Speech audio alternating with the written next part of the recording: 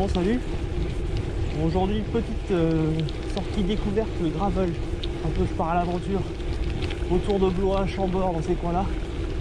Les chaussées, les pneus de gravel. On va faire quelques semaines de gravel pour changer un peu de la route. Là, je vous emmène avec moi sur une petite sortie, je sais pas combien de kilomètres. Ça va être sympa, je pense.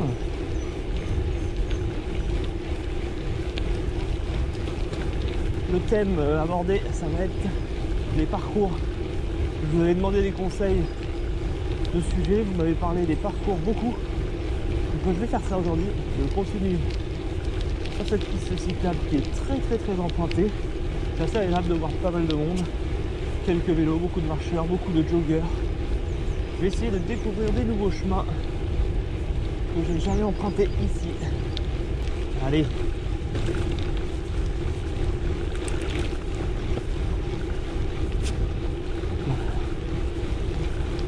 Il y a vraiment beaucoup de monde, ça fait plaisir de voir ça.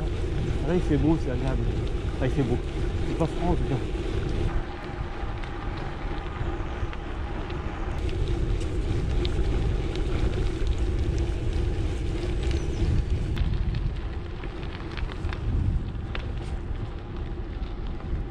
On voit pas grand chose, je crois, du petit château, mais en tout cas c'est sympa là. Je suis en bord de Loire. Je profite d'un petit chemin plat légèrement gravillonné pour me faire plaisir. Aujourd'hui ça va être sortie balade. En tout cas c'est beau.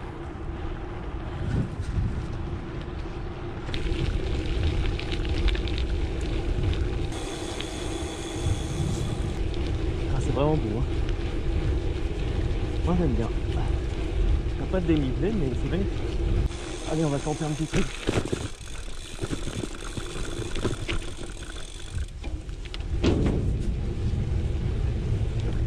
Allez, je sens que c'est un petit chemin sympa ça. Je le sens bien. Les petits singles de bord de Loire comme ça. Et les traces de pneus en plus. C'est bon signe.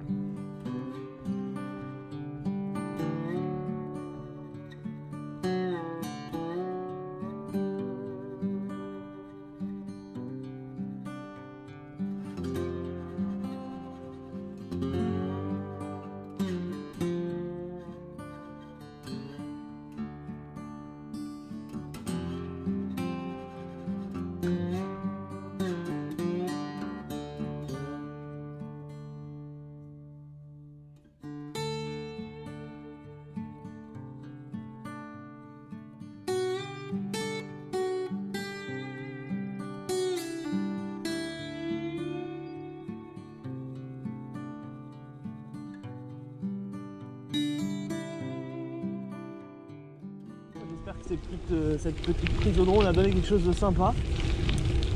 Je profite là parce qu'il y a des beaux endroits.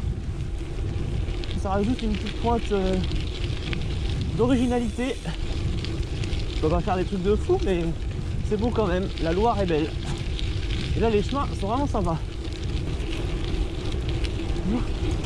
Bon allez, je vais vous parler de ma méthode pour faire mes parcours.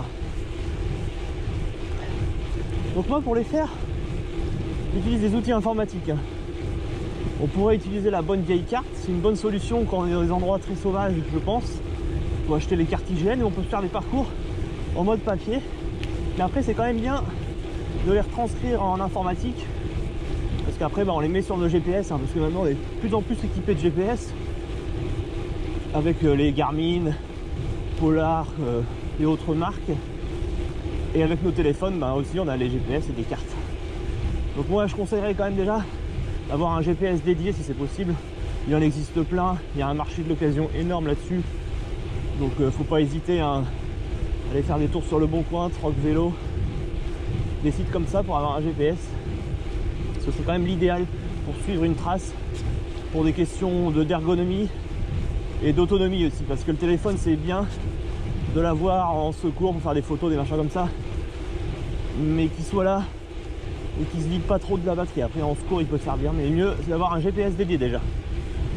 Donc type en Garmin, moi je connais surtout Garmin 1030, 1030 plus, 820 je crois, 520. C'est des trucs pas mal, on peut en trouver d'occasion à des prix pas trop chers. Après ça se rentabilise vite quand même comme outil. Moi j'avais une montre aussi avant, une Phoenix de Garmin aussi, bah, je l'ai toujours mais je l'utilise plus en vélo.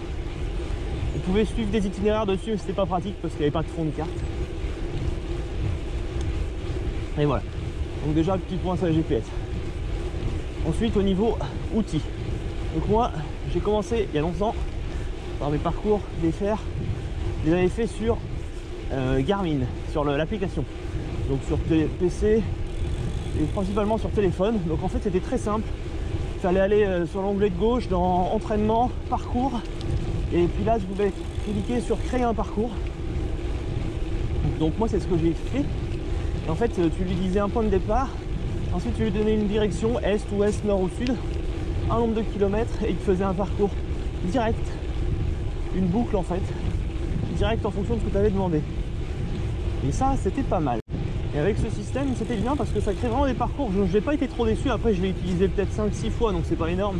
À l'époque je faisais pas d'ultra distance ni de grands parcours sur GPS, mais je l'ai quand même utilisé, j'ai jamais été trop déçu par les traces. Et après il y avait possibilité aussi de modifier les traces, de changer les routes qui te donnaient par défaut. Donc ça marchait plutôt bien, c'est une bonne solution pour pas trop s'embêter. Et maintenant j'utilise un autre outil qui est assez connu et qui est plutôt bien, c'est Komoot. Il y a plein de vidéos sur internet, des tutos qui vont vous montrer comment ça marche.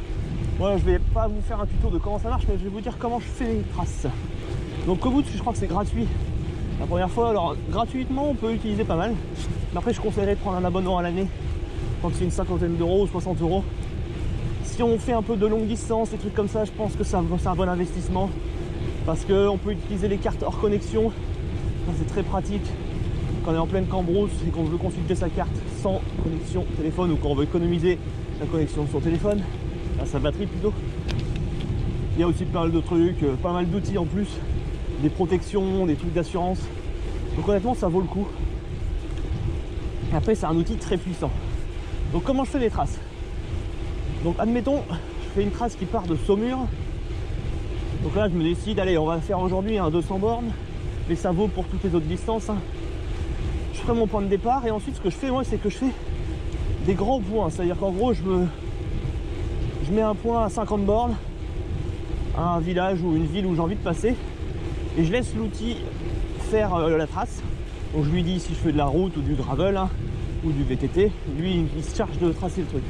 Donc moi actuellement je me suis aperçu que c'était vraiment la route qui était bien. Niveau gravel et VTT, je trouve que Komoot n'est pas encore parfait, il connaît pas tous les chemins, mais au niveau de la route c'est pas mal. Donc je fais ça, il me fait une grande trace, je fais ça plusieurs fois jusqu'à atteindre ma grande distance, ma distance totale, en faisant une boucle ou en une ligne droite entre guillemets, ou une course en ligne on va dire. Et ensuite ce que je fais c'est que je peaufine ma trace. En gros là je regarde, vu que sur Komoot on peut voir le type de revêtement, le type de route, je regarde où il y a des nationales par exemple ou des départementales, et j'essaye de les éviter en regardant un peu la carte, en regardant des photographies, en regardant la vue aérienne. Ça me permet de voir s'il y a pas un endroit qui a l'air plus sympa à quelques centaines de mètres à côté de la trace en fait. Comme ça je me peaufine mon tracé. Et je fais ça sur toute la longueur. Alors c'est facile quand on est dans des lieux qu'on connaît un peu.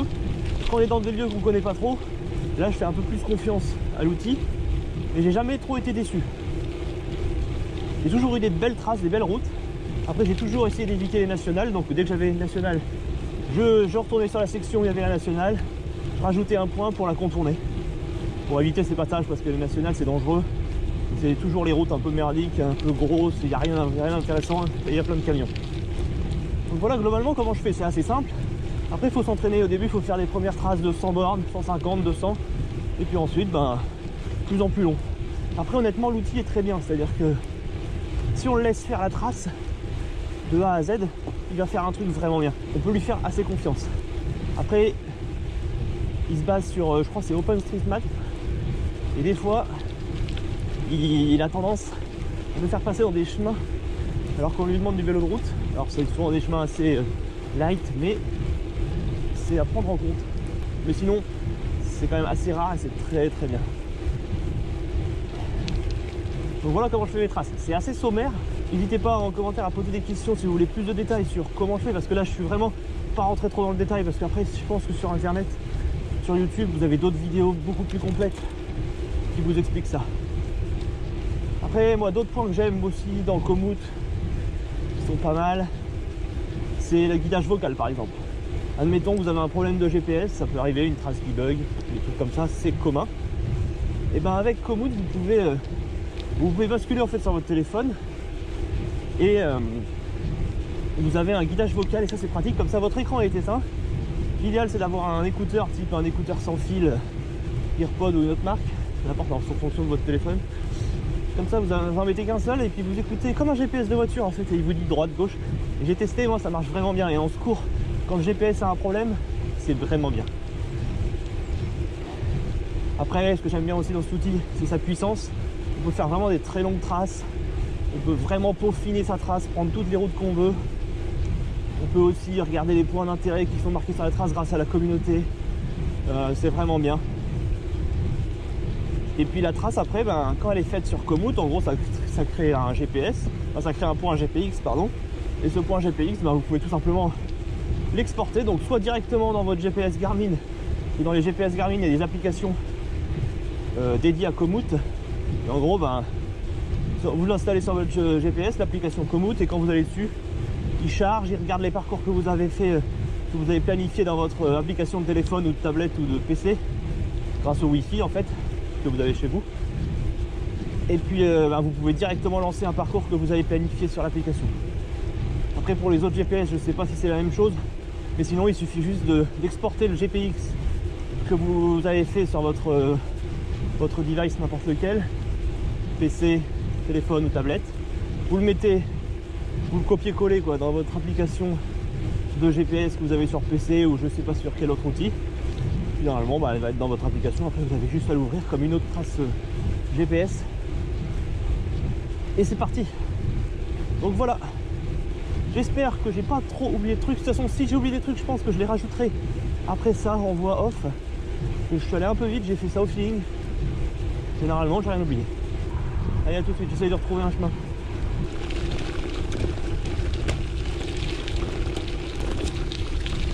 Mon idée c'est d'aller jusqu'à Beaugency. Je crois qu'il y a un château peut-être là-bas. Ensuite on va revenir par les bords de Loire de l'autre côté, Sud-Loire, et ensuite on essaiera de retrouver Chambord je pense. Et on rentrera sur Blois. On fera une petite balade de je pense 60 bornes. Ça devrait être ça. Allez.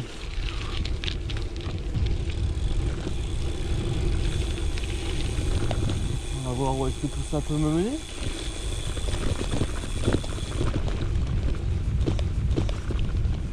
Bon allez, concernant les traces. Donc, là j'ai principalement parlé route. Mais pour le gravel c'est le même principe. Après c'est un peu plus compliqué parce que honnêtement gravel, il existe beaucoup de chemins et je suis pas sûr. Mais ça c'est des suppositions parce que j'ai pas trop testé. Je suis pas sûr que les applications connaissent vraiment bien les chemins, les applications de création de traces. Donc ça je vous conseille plutôt pour le gravel d'explorer par vous-même autour de chez vous, et puis au fur et à mesure avec la connaissance du terrain vous créez des traces. Ou sinon vous faites confiance aux outils, ils vous emmèneront dans des coins sympas je pense. Il ne faut pas hésiter à bifurquer de la trace parfois, parce qu'à mon avis il y a des belles découvertes à faire en sortant des traces. Un petit point lié à ça, c'est ne pas hésiter à faire beaucoup de sorties sans GPS, sans trace GPS. On va toujours avoir un parcours. Des fois, il faut juste aller au feeling, à la découverte, à l'aventure. C'est comme ça qu'on découvre des trucs. Faut pas toujours être tributaire d'une trace GPS. Et dernier petit point encore, niveau logiciel pour faire des traces, il existe aussi Strava qui permet de faire des traces. Après, j'ai jamais testé. Mais je crois que c'est pas mal. Donc en gros moi je dirais les trois outils: Garmin, Strava, Komoot. Komoot c'est mon préféré, c'est celui que j'ai le plus utilisé. Mais c'est ces trois là, après il y en a forcément d'autres. peut-être open runner ou je sais pas quoi. Mais globalement c'est ça. Hop là. Alors, vous voyez, je pratique direct ce que j'ai dit, c'est-à-dire que là je suis sorti du chemin piste cyclable et je suis allé me balader dans un autre chemin. Alors c'est moins praticable, mais ça reste tout à fait possible en gravel.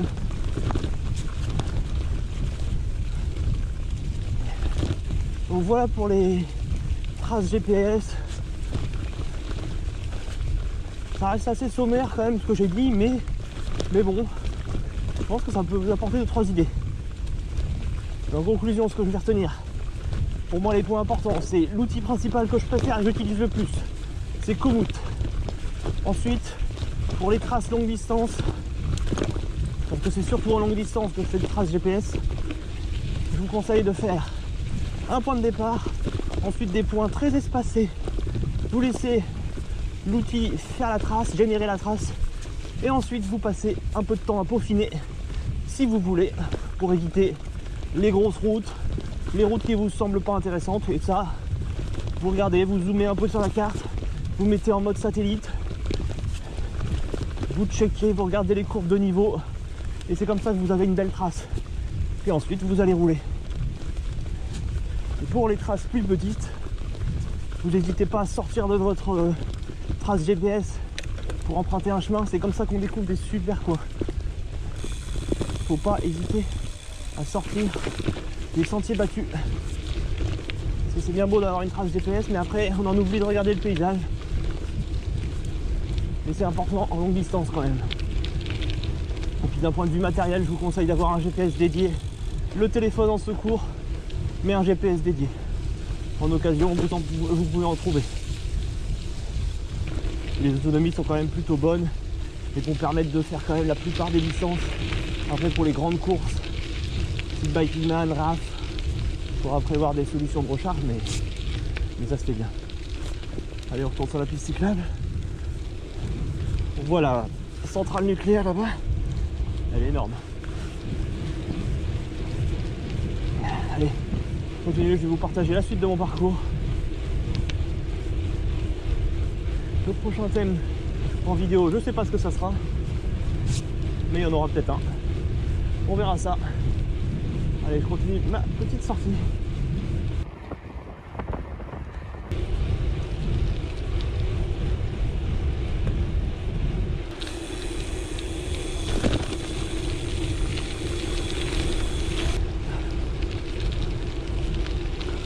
On n'est pas bien là? Si, on est bien.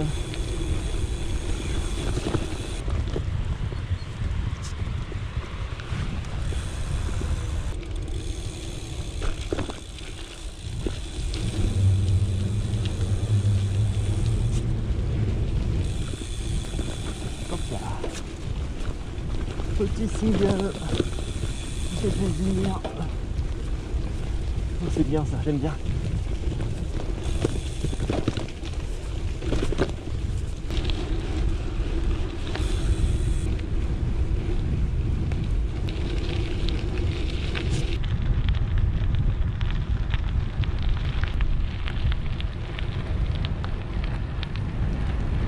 Pas mal hein, ce petit parcours pour l'instant. Très plat mais sympa. Du gravel, du gravel, du gravel. Avec l'accent. Allez, on est presque arrivé à Beaugency. On va pouvoir traverser le pont. Voilà. Oh.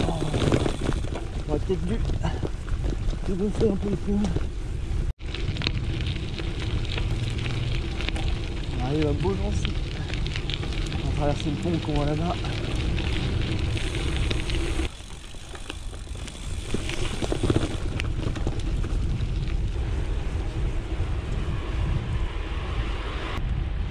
Beaugency,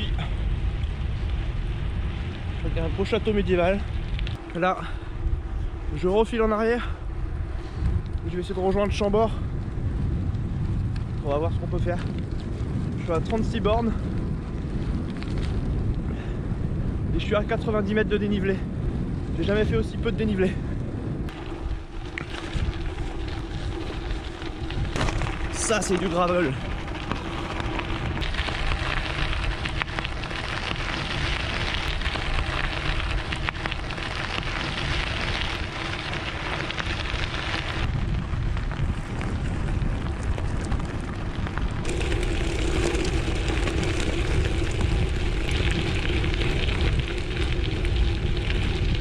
Allez, on repasse devant la centrale, mais de l'autre côté cette fois-ci.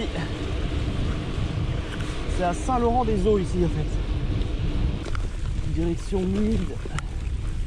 Ensuite Chambord et Blois. Je suis à 48 km pour l'instant. Là je me balade, j'essaie de découvrir des coins. Je suis sur les bords de la Loire et je prends des chemins qui sont pas indiqués.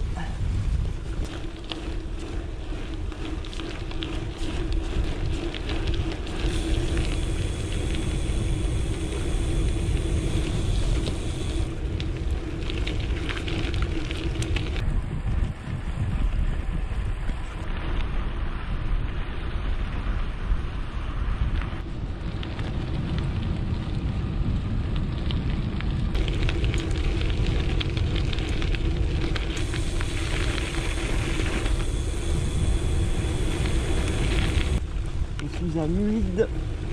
Là je vais me diriger vers Chambord, c'est tout près. Et ensuite direction Blois.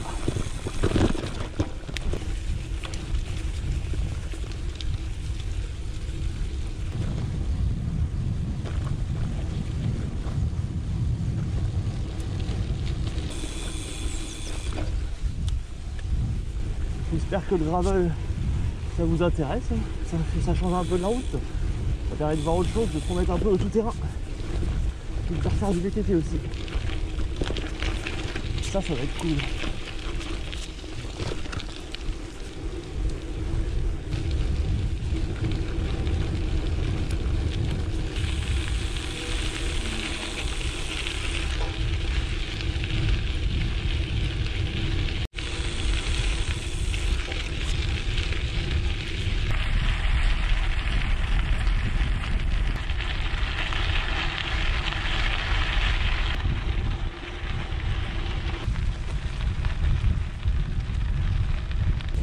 Là c'est cool ça.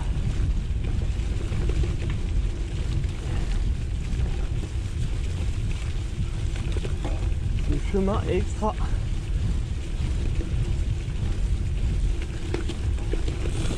C'est pour ça que des fois il faut pas avoir de parcours prédéfini à l'avance.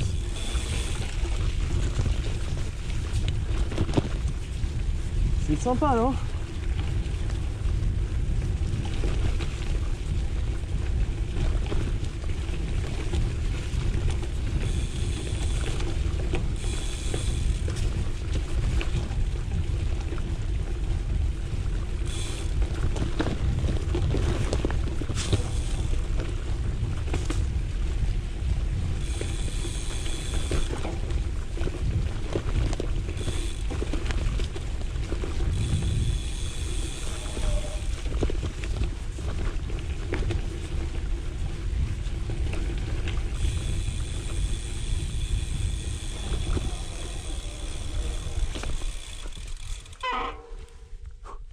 Je m'arrête un peu de temps en temps pour regarder où je suis dessus.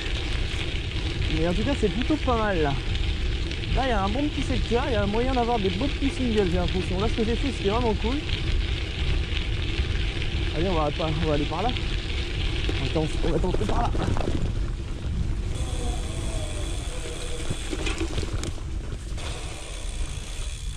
Et on va par là, hop là. Ça me rappelle que j'adore le tout-terrain.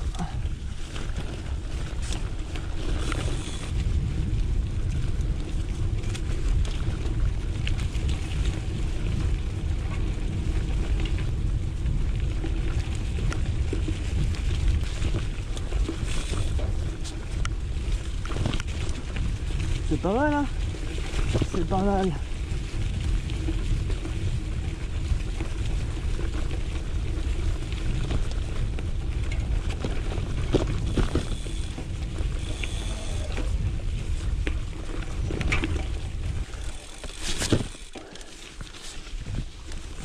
C'était cool, c'était cool.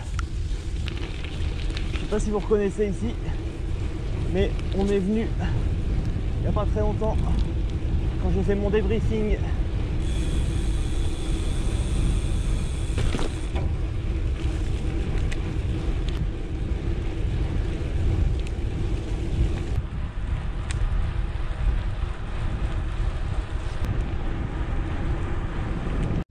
peu de chemin de plaine. Avec un gravel, ce genre de chemin, c'est pas les meilleurs, mais c'est sympa quoi. Avec un VTT, on se fait vraiment chier. Avec un gravel, ça passe, on va assez vite.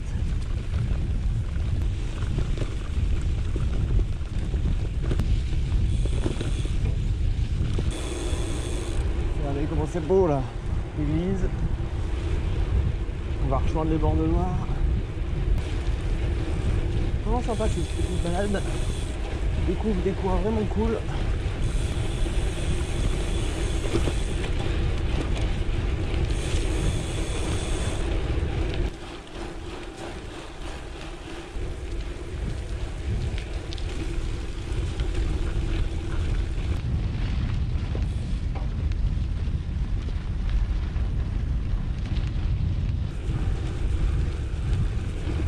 Je suis presque arrivé.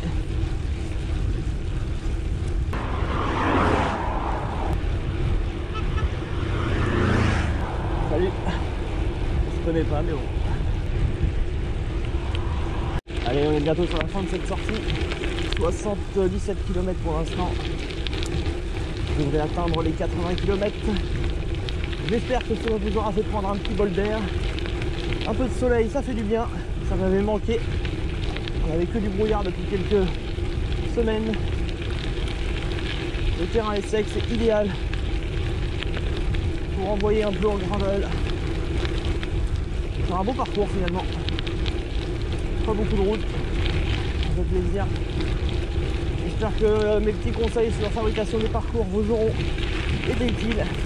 Et je vous dis à la prochaine sur le vélo. Allez.